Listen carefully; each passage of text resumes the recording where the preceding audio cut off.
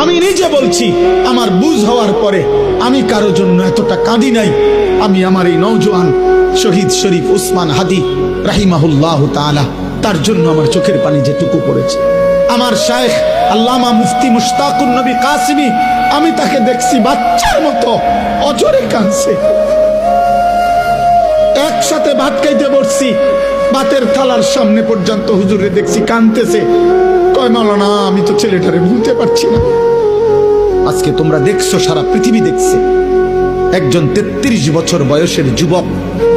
এই যুবক ইমানদার ছিল। আমার প্রিয় ভাই, আমার কলিজার টুকরা ভাই শহীদ শরীফ উসমান হাদি রাহমাতুল্লাহ আলাই, এই নওজোয়ান ইমানদার নওজোয়ান 5 ওয়াক্ত নামাজ সে পড়তো প্রতিদিন। খুদার কসম, ফজরের নামাজ সে জামাতে পড়তো। ফজরের জন্য বন্ধুদেরকে ডাকতো। ফজরের নামাজ পড়ে তার সংসদীয় এলাকা, যেখান থেকে সে স্বতন্ত্র প্রার্থী হতে চেয়েছে, সেখানে ওয়ার্কিং করত। যেদিন গুলিবিদ্ধ হয়েছে সেদিন তো সে জুমার নামাজ পড়ে আল্লাহকে সেজদা দিয়ে মসজিদ থেকে বাইর হয়েছে। এর কিছুক্ষণের মধ্যেই সে গুলিবিদ্ধ হয়েছে।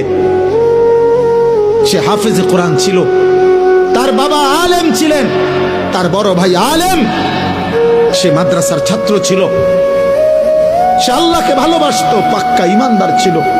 তার হৃদয়ের সবটায় দেশপ্রেম, মাতৃভূমির 1 ইঞ্চি জমিন, মাতৃভূমির 1 ইঞ্চি জমিনের আজাদি, স্বাধীনতা, সার্বভৌমত্ব সে দিল থেকে চেয়েছিল।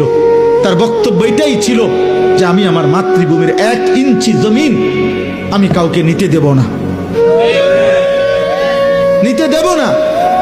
এক যুবক আল্লাহকেও রাজি করেছে, মাতৃভূমির প্রতি ভালোবাসা দেখাইছে, ঈমান এবং দেশপ্রেম, এই 2 জিনিস তার মধ্যে একত্র হওয়াতে, তোমরা ভাই বলো, একটা ছেলে বলো, তোমরাও দেখছো, আমরাও দেখছি, গোটা বাংলাদেশের লক্ষ লক্ষ আলেম, মুফতি, মুহাদ্দিস, পীর, বুজুর্গ, আউলিয়া, ইমাম, খতিব, মুয়াজ্জিন, তালেবে ইলম, হাফেজে কোরআন, বুড়া মানুষ, জওয়ান মানুষ, বাচ্চা মানুষ, আরে বাবা, এই জাতির 18 কোটি মানুষ মনে হয় তার জন্য অঝরে চোখের পানি ফেলছে।